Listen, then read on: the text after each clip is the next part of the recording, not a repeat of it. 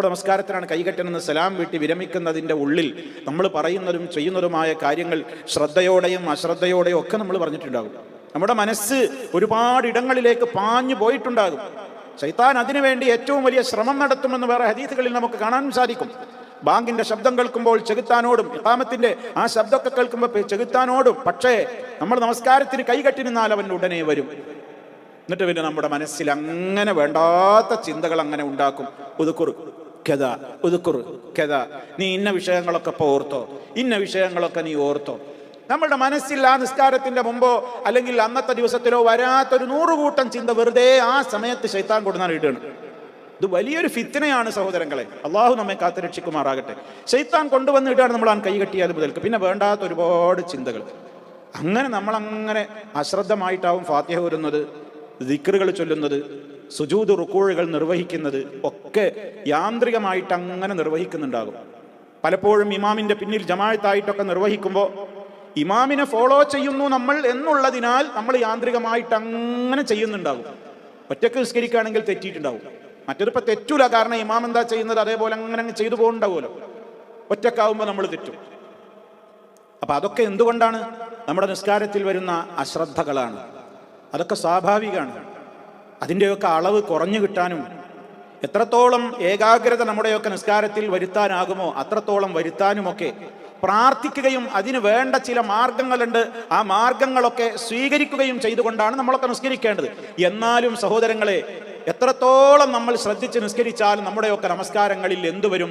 അബദ്ധങ്ങളും അപാകതകളും ഒക്കെ സംഭവിച്ചിട്ടുണ്ടാകും. അള്ളാഹുവേ, എൻ്റെ കഴിവിൻ്റെ പരമാവധി ഞാൻ നിസ്കരിച്ചു, ഈ നിസ്കാരത്തിൽ പരിപൂർണമായി എനിക്ക് ശ്രദ്ധിക്കാൻ കഴിഞ്ഞിട്ടില്ല. അള്ളാഹുവേ, എൻ്റെ പോരായ്മകൾ എന്തൊക്കെയാണെന്ന് നിനക്കറിയാം, നീ അതൊക്കെ വിട്ടുപുറത്ത് മാപ്പാക്കി തരണേ. അങ്ങനെ എൻ്റെ നിസ്കാരത്തിന് നീ പൂർണ്ണമായ പ്രതിഫലം നൽകി അനുഗ്രഹിക്കണേ എന്നാണ് നമ്മൾ ആ അസ്തഗ്ഫിറുല്ലാഹ് എന്ന് പറയുമ്പോൾ നമ്മുടെ മനസ്സിൽ വരേണ്ടത്. സുഹൃത്തുക്കളെ, ഞാനിത് പ്രത്യേകം ഓർമ്മപ്പെടുത്തുന്നത് നമ്മുടെ മനസ്സിൽ. നമ്മൾ സാധാരണ അസ്സലാമു അലൈക്കും റഹ്മത്തുള്ളാഹി, അസ്സലാമു അലൈക്കും റഹ്മത്തുള്ളാഹി എന്ന് പറഞ്ഞു കഴിഞ്ഞാൽ ഉടനെ അസ്തഗ്ഫിറുല്ലാഹ് അസ്തഗ്ഫിറുല്ലാഹ് അസ്തഗ്ഫിറുല്ലാഹ് എന്നാണ് പറയും. അതൊരു യാന്ത്രിക ചൊല്ലലായി പോകുന്നുണ്ടോ എന്ന് നമ്മൾ ശ്രദ്ധിക്കണം. അതൊക്കെ മനസ്സറിഞ്ഞ് പറയണം. അസ്തഗ്ഫിറുല്ലാഹ്, അള്ളാഹിനോട് ഞാൻ പൊറുക്കലിന് ചോദിക്കുന്നു. എന്ത്? അള്ളാഹ് എന്നെ കഴിവിൻ്റെ പരമാവധി ഞാൻ ശ്രദ്ധിച്ചിട്ടുണ്ട്. ഇനി എന്തൊക്കെ പോരായ്മയാണ് എൻ്റെ നിസ്കാരത്തിൽ വന്നതെന്ന് എനിക്ക് അറിഞ്ഞൂടാ. അള്ളാഹ്, നീ അത് പുറത്തു തരണം. എന്ത് പോരായ്മ എൻ്റെ നിസ്കാരത്തിൽ വന്നിട്ടുണ്ടെങ്കിലും, എൻ്റെ മനസ്സ് വേറെ എവിടെയെങ്കിലുമൊക്കെ പോയിട്ടുണ്ടെങ്കിൽ, നിസ്കാരത്തിൻ്റെ കാര്യത്തിൽ എനിക്ക് ശ്രദ്ധ ഒഴിവായി പോയിട്ടുണ്ടെങ്കിൽ, റബ്ബേ, നിന്റെ പ്രത്യേക കാരുണ്യം കൊണ്ട് നീ എനിക്ക് പുറത്തു തരണം. എന്നിട്ട് എൻ്റെ നിസ്കാരം, ഇപ്പം ഞാൻ ഈ നിസ്കരിച്ച നിസ്കാരം ഈ പൂർണ്ണമായി റബ്ബേ നീ സ്വീകരിക്കണം, എനിക്കതിൻ്റെ പ്രതിഫലം തരണം. വഷളാക്കരുത് റബ്ബേ മാലോകരുടെ മുമ്പിൽ, എന്നെ ശിക്ഷിക്കരുത് അള്ളാഹ് എൻ്റെ പോരായ്മകൾ കൊണ്ട്. ഇതൊക്കെ ഇതിൽ വരുന്നുണ്ട്. അങ്ങനെ നമ്മൾ അസ്തഗ്ഫിറുല്ലാഹ് എന്ന് പറഞ്ഞു നോക്കൂ. 5 നേര നിസ്കാരത്തിന്റെ പിറകെയും ഈ അസ്തഗ്ഫിറുല്ലാഹ് പറയുമ്പോൾ, ഓരോ നിസ്കാരവും കഴിയുമ്പോൾ, ഇപ്പോൾ സുബഹി നിസ്കരിച്ച റബ്ബേ, അന്നത്തെ നിസ്കാരം എൻ്റെ കഴിവിൻ്റെ പരമാവധി ചെയ്തിട്ടുണ്ട് റബ്ബേ, പൊറുക്കണം. എന്തെങ്കിലും പോരായ്മ ഉണ്ടെങ്കിൽ പൊറുക്കണം. ളുഹുറിനും അസറിനും മഗ്രിബിനും ഇശായും അങ്ങനെ നമ്മൾ പറയണം. അതാണ് അതിലടങ്ങിയിട്ടുള്ളൊരു തത്വം. ഈ നിസ്കാര ശേഷമുള്ള ദിക്റുകൾ, ഇതിലൂടെ നമ്മൾ അള്ളാഹുവിനോട് ഒരു ഇബാദത്ത് എടുക്കുകയാണ്. അപ്പൊ റബ്ബ് നമുക്ക് നിശ്ചയിച്ചു തന്ന ഒരു ഇബാദത്തിൽ നമ്മുടെ ഭാഗത്ത് നിന്ന് നമ്മൾ എന്ത് ചെയ്യരുത്? അതിൽ കൂട്ടാനോ കുറക്കാനോ നിൽക്കരുത്. നിസ്കാര ശേഷമുള്ള ദിക്റുകൾ, ഈ പഠിപ്പിക്കപ്പെട്ട ദിക്റുകളൊക്കെ അതിൻ്റെ പദങ്ങൾ പോലും മാറ്റാതെ നിർവഹിക്കാൻ നമ്മൾ ശ്രമിക്കണം. ഇതൊക്കെ അതിൻ്റെ പൂർണ്ണതയ്ക്ക് വേണ്ടിയാണ് സൂചിപ്പിക്കുന്നത്. നിസ്കാരത്തിൽ ഇപ്പോൾ ചിലപ്പോൾ അസ്തഗ്ഫിറുല്ലാഹൽ അളീം എന്നാണ് പറഞ്ഞാൽ എന്താ ചിലപ്പോൾ ചില ആളുകൾ ചോദിക്കാറുണ്ട്. അപ്പോൾ നിസ്കാരത്തിൻ്റെ ശേഷം ഇപ്പോൾ നമ്മൾ എന്താ നബിതങ്ങൾ എന്താ പറഞ്ഞത് എന്ന് ചോദിക്കപ്പെട്ടപ്പോൾ ഔസാഇ റഹ്മത്തുള്ളാഹി അലൈഹി പഠിപ്പിച്ചു കൊടുത്തത് എന്താണ്? പിന്നെ കൃത്യമായി തന്നെ എന്താണ് അവർ മനസ്സിലാക്കി ആ തത്വം അനുസരിച്ച് തന്നെ പറഞ്ഞു. എന്താണ്? നീ ഇങ്ങനെ പറഞ്ഞാൽ മതി, എന്ത്? അസ്തഗ്ഫിറുല്ലാഹ് എന്ന് പറഞ്ഞാൽ മതി. അപ്പം അസ്തഗ്ഫിറുല്ലാഹൽ അളീം എന്ന് കേട്ടിട്ടുണ്ടെങ്കിൽ അവരതാണ് പറഞ്ഞു തരിക. അപ്പം നിസ്കാരം കഴിഞ്ഞാൽ 3 തവണ അസ്തഗ്ഫിറുല്ലാഹൽ അളീം, അസ്തഗ്ഫിറുല്ലാഹൽ അളീം, അസ്തഗ്ഫിറുല്ലാഹൽ അളീം എന്നാണ് പറഞ്ഞാൽ എന്താ ഇപ്പോൾ ഒരു അളീം എന്ന് പറഞ്ഞാൽ അള്ളാഹിനെ മഹത്വപ്പെടുത്തല്ലേ, നല്ലതല്ലേ? നമ്മൾ അങ്ങനെ ചിന്തിക്കരുത്. നമ്മൾ ഇസ്ലാമിൻ്റെ ഒരു കാര്യം അള്ളാഹിൻ്റെ റസൂലിനെ അങ്ങോട്ട് നമ്മൾ പഠിപ്പിച്ചു കൊടുക്കണ്ട. നബിതങ്ങൾ എന്താണോ പറഞ്ഞത് അതിൽ മാറ്റം വരുത്തണ്ട, അങ്ങനെ തന്നെ പറയാം. അത് 3 തവണയാ പറയാൻ പറഞ്ഞത്. അപ്പൊ നോക്കൂ, അപ്പൊ ആ എണ്ണത്തിലൊരു പ്രത്യേകത ഉണ്ട്. അവിടുത്തെ പഠിപ്പിച്ച പദം നമ്മൾ മാറ്റാതിരിക്കാൻ ശ്രദ്ധിക്കണം. മറ്റൊന്ന്, അവിടുന്ന് പഠിപ്പിച്ച എണ്ണം തെറ്റിക്കാതിരിക്കാനും നോക്കണം. അപ്പൊ അസ്തഗ്ഫിറുല്ലാഹ് നിസ്കാരം കഴിഞ്ഞ ഉടനെ അവിടുന്ന് 3 തവണയാ പറഞ്ഞത്. ഒരാൾ പറയണേ, എന്തപ്പോൾ 7 തവണയാണ് ഞാൻ പറയുന്നത്? ഞാൻ നിസ്കാരത്തിന്റെ ശേഷം ഇരുന്ന് അസ്തഗ്ഫിറുല്ലാഹ് അസ്തഗ്ഫിറുല്ലാഹ് അസ്തഗ്ഫിറുല്ലാഹ് അസ്തഗ്ഫിറുല്ലാഹ് അസ്തഗ്ഫിറുല്ലാഹ് അസ്തഗ്ഫിറുല്ലാഹ് അസ്തഗ്ഫിറുല്ലാഹ് ഞാൻ ഇന്നും 7 തവണ പറയാം, അല്ലെങ്കിൽ ഒരു 10 വട്ടം പറയും വിചാരിക്കുകയാണ്. അങ്ങനെ പറയരുത്. എന്താ ഇപ്പൊ തകരാറ്? അള്ളാഹിന്റെ റസൂല് 3 തവണ എന്ന് പറഞ്ഞാൽ 3 തവണ അതിൽ നിൽക്കണം നമ്മൾ. പിന്നെ നമ്മളുടെ വകയായിട്ടൊരു എക്സ്ട്രാ 4 അല്ലെങ്കിൽ പിന്നൊരു 7 കൂട്ടിയിട്ട് 10 തികക്കുകയോ അല്ലെങ്കിൽ 7 തികക്കുകയോ ചെയ്യരുത്.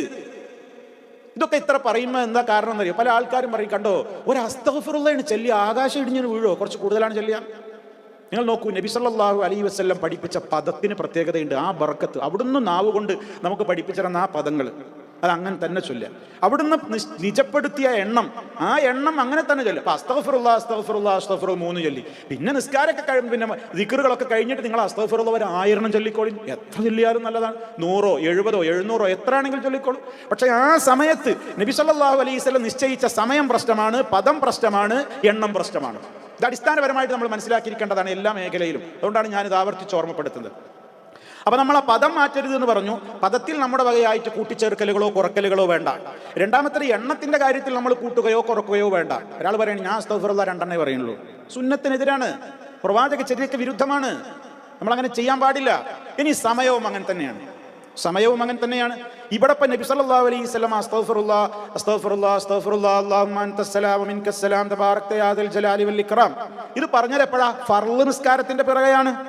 ഒരാൾ പറയുന്നത് ഞാൻ വിത്രിസ്കരിച്ച് കഴിഞ്ഞാലും ഇതന്നെ പറയും, അസ്തഗ്ഫിറുല്ലാഹ് അസ്തഗ്ഫിറുല്ലാഹ് അസ്തഗ്ഫിറുല്ലാഹ്. അങ്ങനെ സുന്നത്താണെന്ന് വിചാരിക്കുകയാണ് ഒരാൾ. തെറ്റാണത്. വിത്രിസ്കാരത്തിന്റെ ശേഷം ഇതല്ല പറയാൻ പഠിപ്പിക്കപ്പെട്ടത്.